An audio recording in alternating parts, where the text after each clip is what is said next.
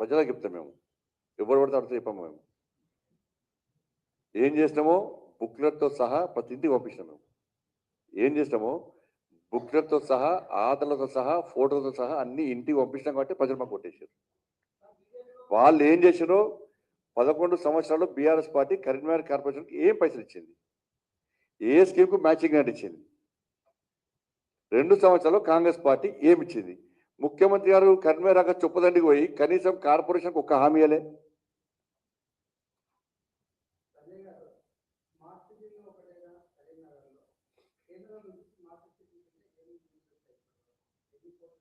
$1,400 కోట్లు వచ్చినాయి.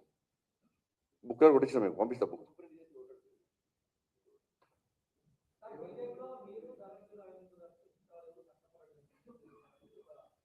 ఇవన్నీ ఫలితాలు వస్తేనే కష్టపడ్డట్టు, ఫలితాలు రాకుంటే కష్టపడినట్టు కాదు. అందరం కష్టపడ్డాం. అందరు ఎవ్వరు లేని వాళ్ళు కష్టపడ్డారు. కొన్నిసార్లు ఫలితాలు వస్తాయి, కొన్నిసార్లు రావు ఫలితాలు. ఇప్పుడు పోయినసారి కరీంనగర్లో మేము కూడా కష్టపడ్డాం, ఫలితాలు రాలే. ఎంత కష్టపడో అంత కష్టపడ్డాం, ఫలితాలు రాలే.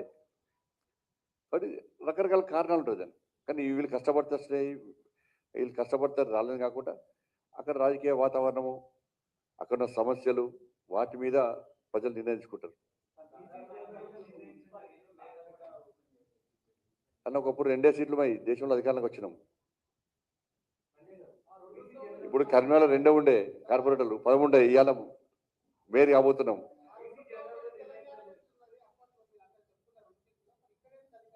వస్తాం, మీరు వస్తాం కదా.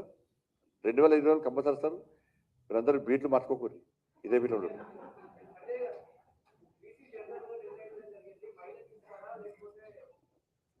అది అధిష్టానం నిర్ణయిస్తుంది, అధిష్టానం నిర్ణయించుకుంటుంది. ఈ నా బండి సంజయ్ సొంత నిర్ణయం తీసుకోవడానికి పడి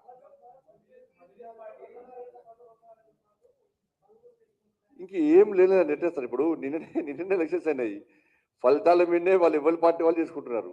వీళ్ళు 2 సంవత్సరాలు, వారు 2 సంవత్సరాలు ఎదుర్కొంటారు.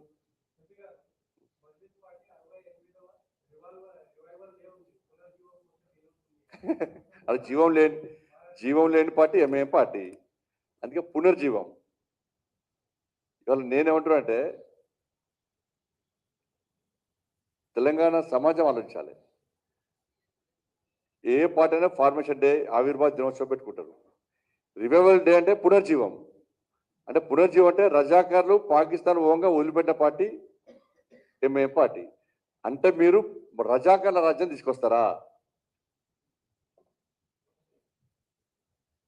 మా మహిళలను బట్టలు విడిచి బతుకమ్మ ఆడిస్తారా? కాళ్ళు చేతులు కట్టేసి కాల్ చేస్తారా?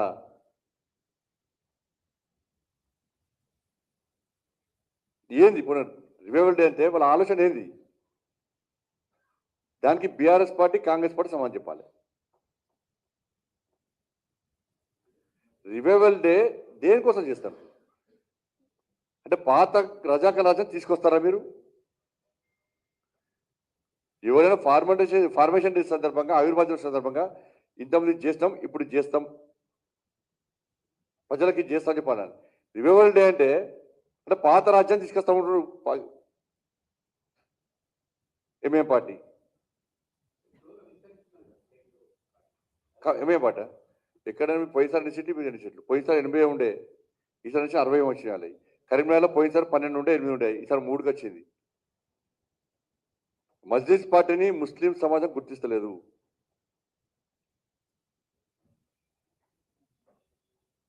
మజ్లిస్ పార్టీని ముస్లిం మహిళలైతే పూర్తిగా అసహించుకుంటున్నారు.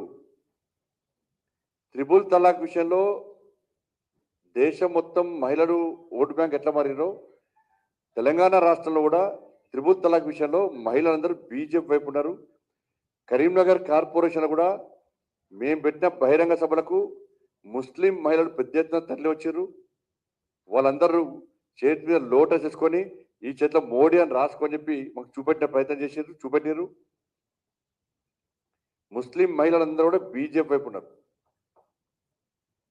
కానీ ముస్లిము సమాజం ఎంఏ పార్టీని అసహించుకుంటుంది. ఓకేనా? ధన్యవాదాలు. థ్యాంక్ యూ అన్న.